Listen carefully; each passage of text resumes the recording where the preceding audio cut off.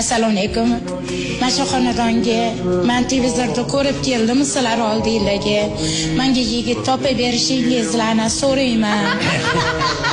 Uylangan bo'lsa ham bo'ladimi? Bo'laveradi. Bitta narsa Hamma narsani bilasiz?